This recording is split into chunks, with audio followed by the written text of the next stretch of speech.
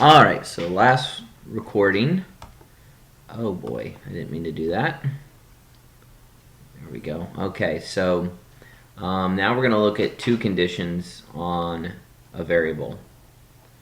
So let's see, right here we have that this expression x minus 5 is got to be larger than -4, but at the same time less than 6. So what you might want to do is draw these lines here, and the idea is to isolate x completely. So the opposite of subtracting 5 is adding 5. So if I add 5, this cancels out. Well, wait a second. I got to do that to my conditions. I need to add 5 to both of my conditions.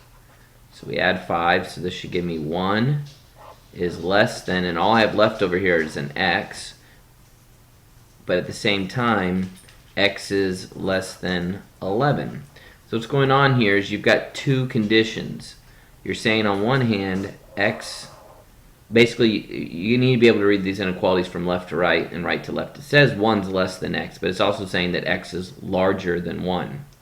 So x is larger than 1 on one hand, and on the other hand it's smaller than 11. So it's numbers between those two, like 2, 3, 4, and so on. Okay? And the thing is, there's decimals in there too, like 3.3, 3.4, and so on. So x is just the numbers squeezed between there. Now once again, this will be multiple choice when you're graphing, so I'm just going to kind of do a rough sketch.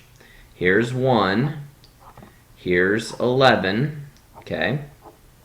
And so our solution, which is the x right here, x is all these numbers between them.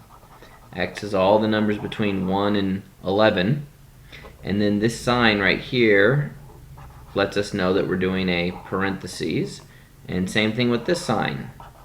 It's going to be a parentheses because we don't get to include those values. They don't work. Okay? Sure, if you look at the second one, sure, 1's less than 11, but it has to meet both conditions, but 1's not greater than 1. 1 is equal to 1. So anyways, so our interval notation is all the numbers between 1 and 11, but not including them. And that's what the parentheses means. It means, but don't include those endpoints. Okay, let's look at 73. So it's the same idea. There's a couple different things you could do here. You could distribute the 2 if you really want to, but what I'm going to do instead is divide this by 2 to cancel out. Now I have to do it to the conditions on each side. So that reduces that down to -3, less than or equal to, and so all that's left here is z plus 2, and then this is less than or equal to 8. And then now I have to, once again, I'm trying to isolate z, so I'm going to subtract 2 to cancel out and get z in the middle. But wait a second, got to do it to my other conditions. So I subtract 2 on each condition. So I get -5 is less than or equal to z, which is then less than or equal to 6. So let me clean this up. So -5 is less than or equal to z, which is less than or equal to 6. So once again, on one hand, z is all the values larger than or equal to -5, and on the other hand, it's all the values smaller than +6. So once again, I'm just going to kind of put the -5 here. I could put the 6 wherever I want, whatever. I'll put the 6 right here. And we're going to use brackets because of the signs. And so z is all these values, like 0, 1, 2, 3, 4, 5, and 6. We get to include 6. -1, -2, -3, -4, -5. That's a good one. But then don't forget about all the decimals. That's why we shade it, because there's too many. There's infinitely many. We can't list them all. Okay? And then the interval notation, you kind of just copy the graph. Bracket, always from left to right, -5 to 6, bracket. And there we go. Okay, last one. So we're going to draw these lines right here.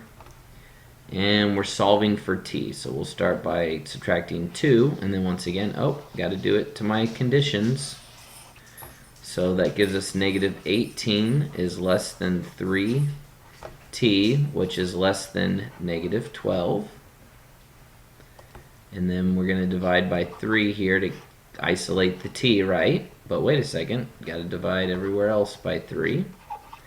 So let's see, we get negative 6 is less than t, which is less than negative 4.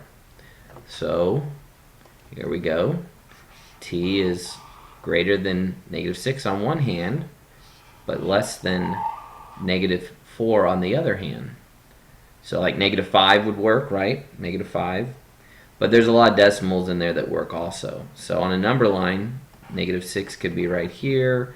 I'll put the negative 4, whatever, right here. And just to kind of make a point, I'll put negative 5, whatever, right here. So like, negative 5.5 works. Negative 5 point... Oh yeah, negative 5.5 is over here.